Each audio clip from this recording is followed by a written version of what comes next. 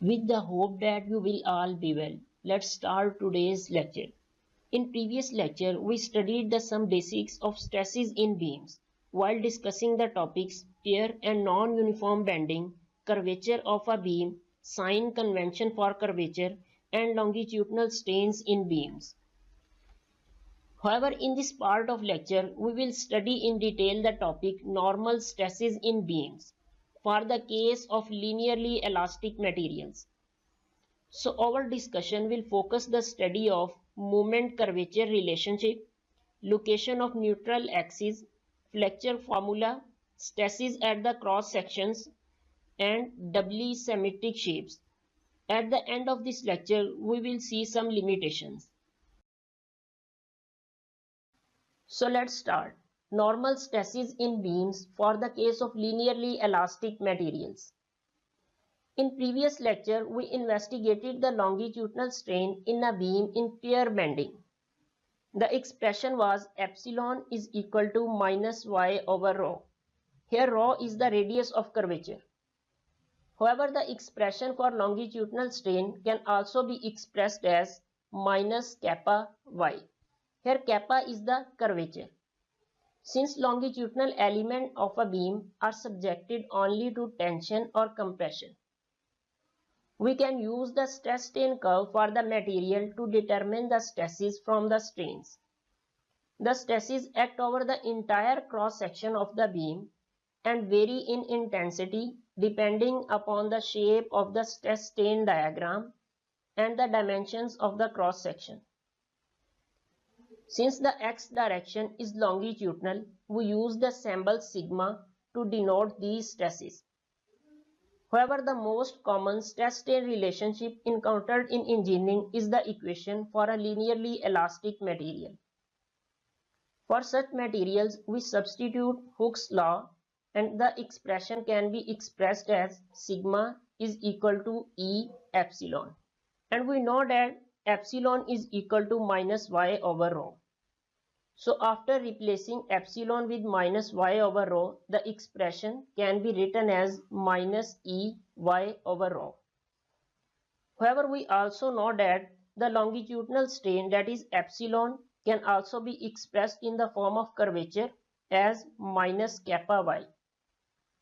So after replacing epsilon with minus kappa y, the expression can be written as minus E kappa y. This equation shows that the normal stresses acting on the cross section vary linearly with the distance y from the neutral axis or the neutral surface.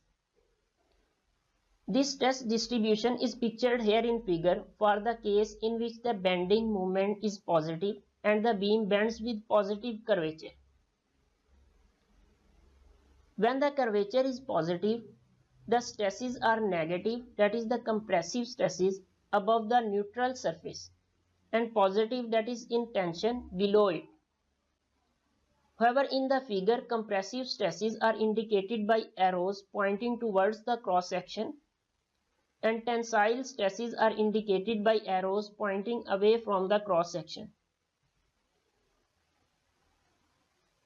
However, the preceding equation, to make it to be practical, we must locate the origin of coordinates so that we can determine the distance y. In other words, we must locate the neutral axis of the cross section. We also need to obtain a relationship between the curvature and the bending moment so that we can substitute it into the preceding equation and obtain an equation relating the stresses to the bending moment. These two objectives can be accomplished by determining the resultant of the stresses acting on the cross section. So in general, the resultant of the normal stresses consists of two stress resultants, a force acting in the x direction and a bending couple acting about the z axis. However, the axial force is zero when a beam is in pair bending. Therefore, we can write the following equations of statics. The resultant force in the x direction is equal to 0 and the resultant moment is equal to the bending moment m. The first equation gives the location of the neutral axis and the second equation gives the moment curvature relationship. Location of neutral axis. To obtain the first equation of statics, we consider an element of area dA in the cross section, as you can also see in figure here. The element is at distance y from the neutral axis and therefore the stress sigma x acting on the element is calculated by using the preceding equation. However, the force acting on the element is equal to sigma x dA and is compressive when y is positive. Because there is no resultant force acting on the cross section, the integral of sigma x dA over the area A of the cross section must vanish. Thus, the first equation of statics is the integral over the area A sigma x dA is equal to integral E kappa y dA. Because the curvature and the modulus of elasticity E are non-zero constants, they are not involved in the integration over the entire cross-sectional area.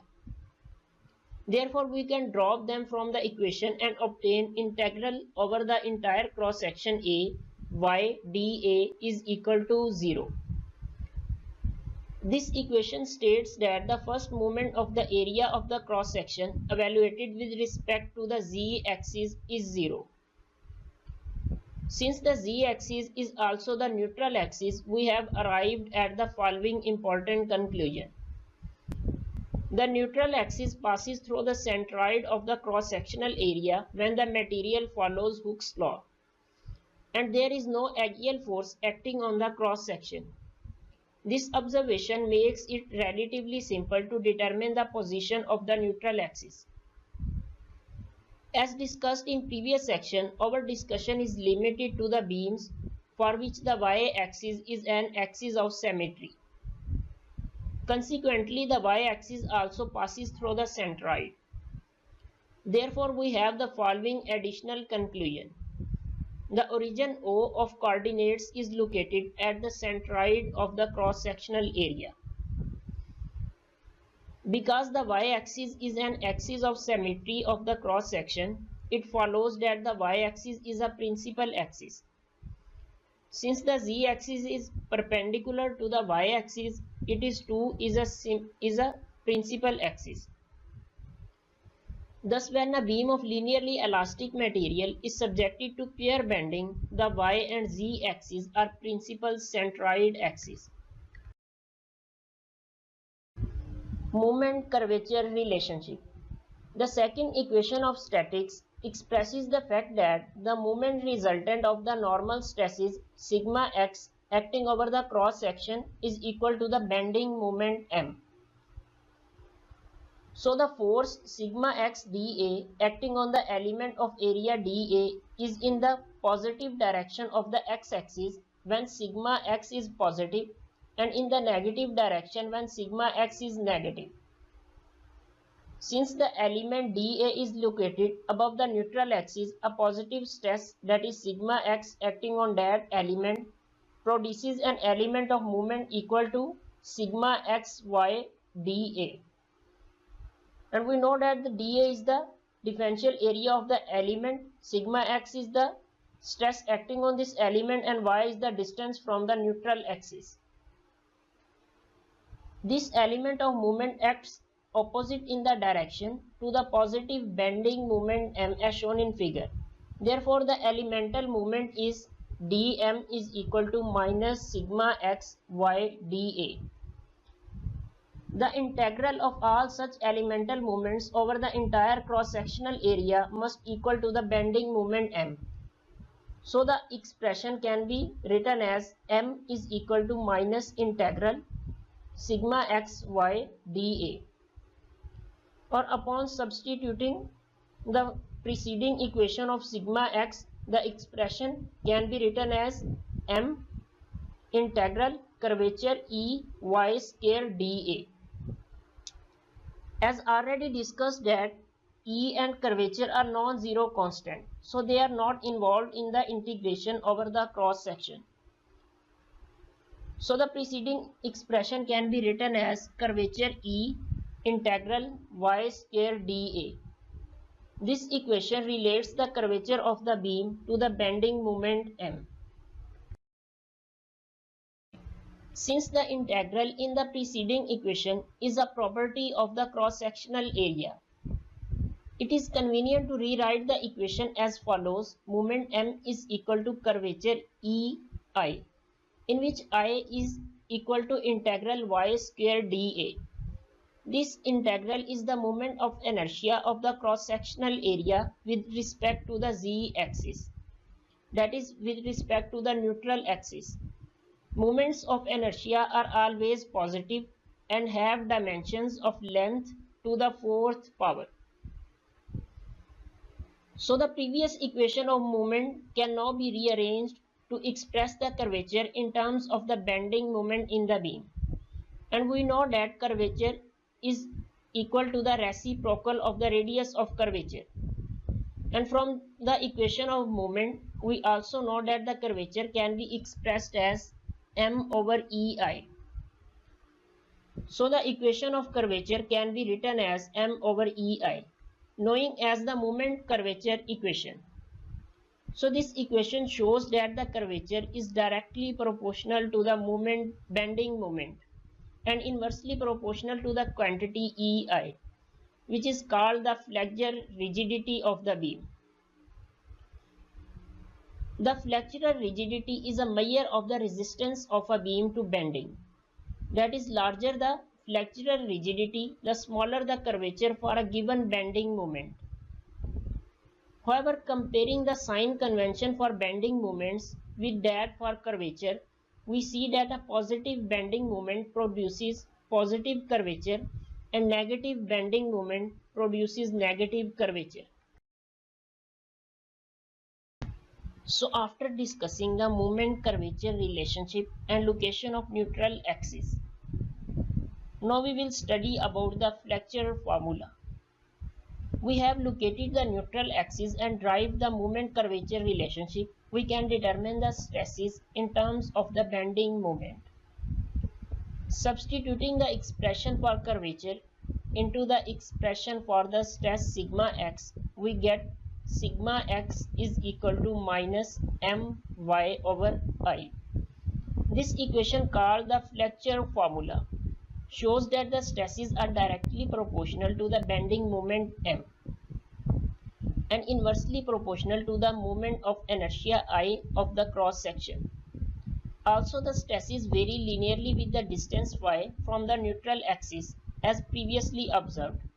Stresses calculated from the Flexure formula are called bending stresses or flexural stresses.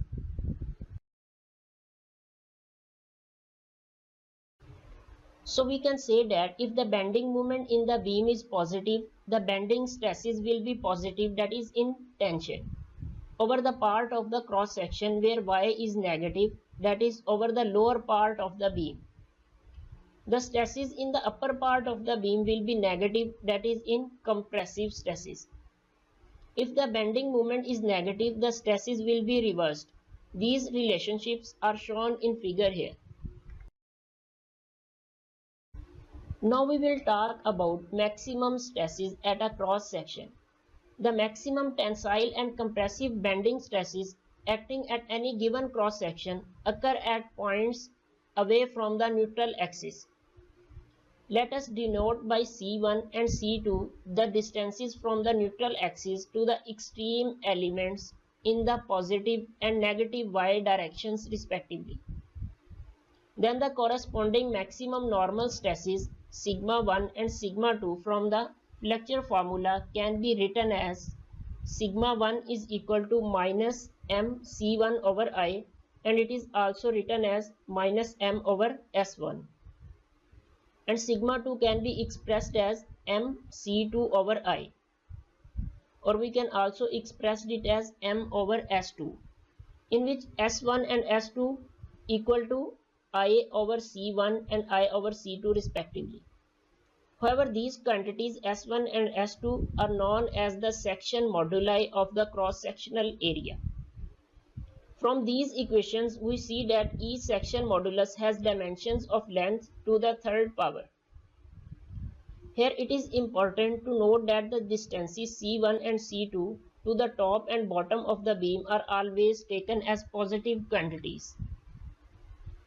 However, the advantage of expressing the maximum stresses in terms of the section moduli arises from the fact that each section modulus combines the beam's relevant cross-sectional properties into a single quantity. So here we will add some discussion about doubly symmetric shapes. If the cross-section of a beam is symmetric with respect to the z-axis as well as the y-axis, then it is called doubly symmetric cross-sections. In such cases, the distance C1 and C2 will be equal to the distance or constant distance C, and the maximum tensile and compressive stresses are equal numerically.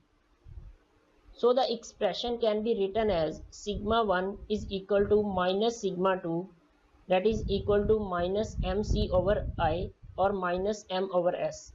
So we can say that the maximum stress can be written as m over s, in which s is equal to I over c.